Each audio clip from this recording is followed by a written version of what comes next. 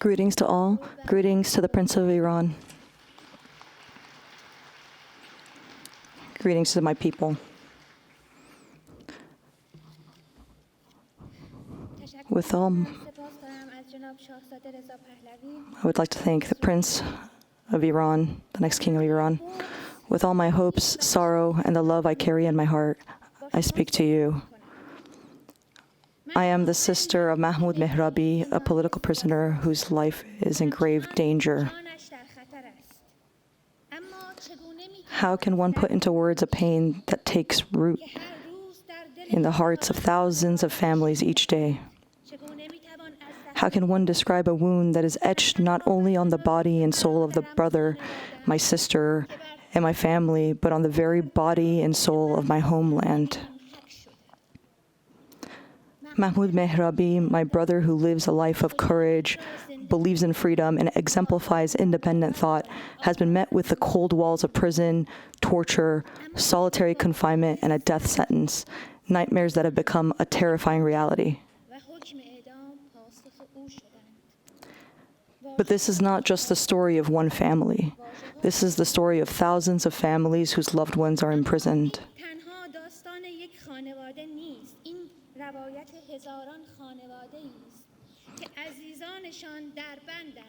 Fathers, mothers, children, and sisters who live each day in unbearable agony, with their hearts pounding, clinging to hope, yearning for the moment they will see their loved ones once again, all while burning in the torment of awaiting their loved one's verdict. Do you see how my hair has turned white? It turned white overnight, the moment that I received the news of my brother's death sentence.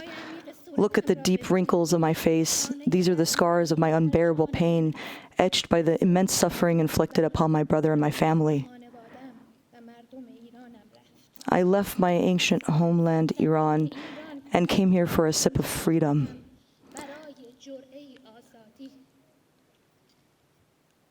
I come from a land of kindness where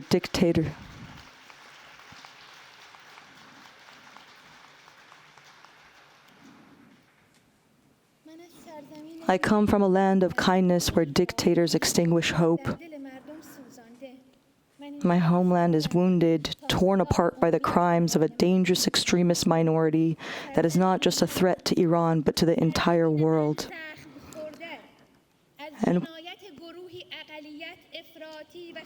And we know that you know, and your governments are well aware of every crime, you who are the representatives of a democratic and free world.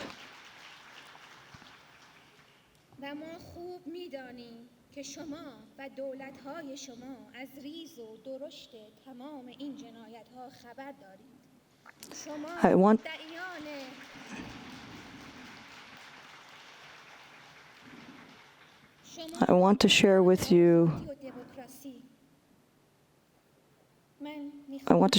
the profound pain that has gripped the souls of my people. Listen just once, this time for the sake of freedom, for the sake of humanity, for the sake of life. Listen to the voices of Iran's mothers and fathers.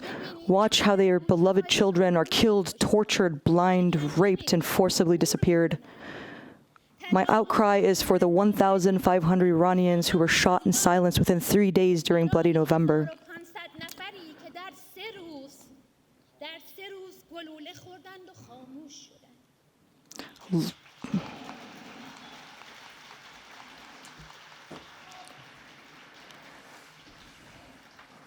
Look at the fathers and the mothers who have spent years in prison merely for demanding freedom.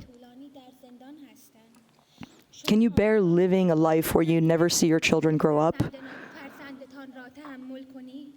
Would you be able to endure the torture and rape of your sons and daughters? Can you imagine a life where you wake up every single day to the darkness of blindness inflicted by your government? Have you ever witnessed the execution of your loved one? If you have not, then ask your governments to stop supporting these dictators. Ask them to stop seeking benefits in the torture, blood, and death of my people.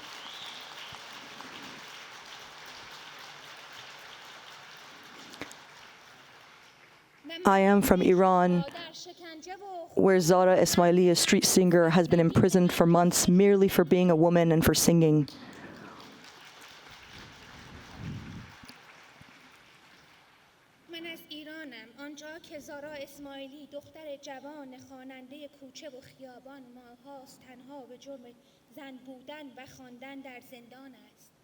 Where Fatima Seperi, a brave woman with heart disease, is deprived of freedom. Where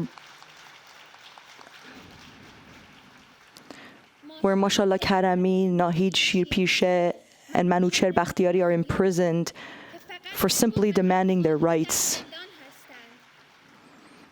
And where there are thousands upon thousands of other innocent prisoners.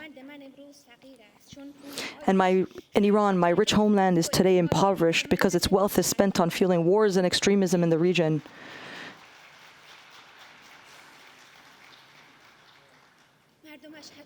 Its people do not even have clean air to breathe. Iran is wounded. Its people are starving, not just from economic poverty, but from the poverty of justice, poverty of freedom, and poverty of humanity. And yet the governments of so-called democratic nations are sitting and watching. They share a table with this regime. They shake their blood-stained hands. With those who oppress, they smile.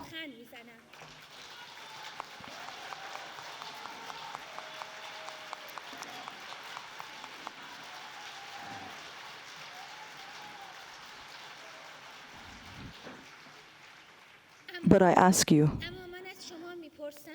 is this justice? Is this humanity?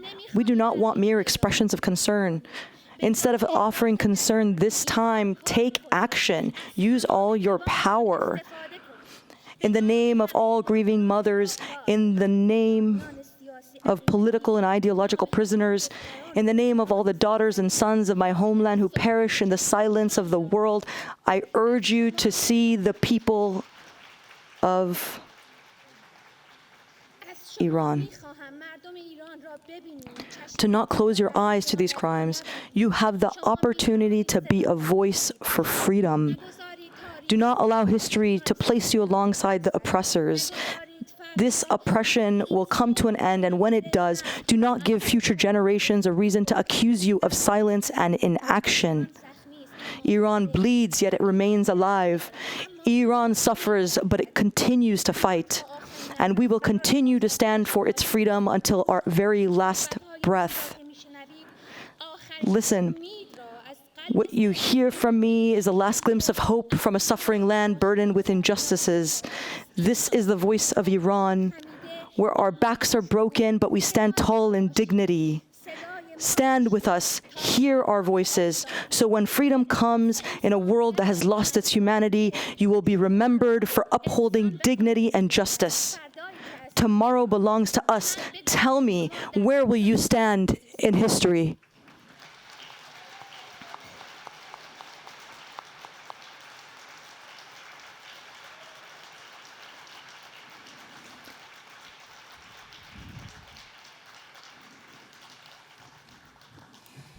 Madam Minister of Foreign Affairs of Germany, I have a question.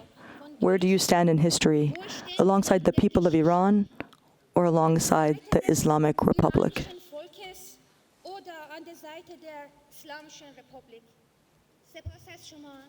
Thank you. Thank you so much.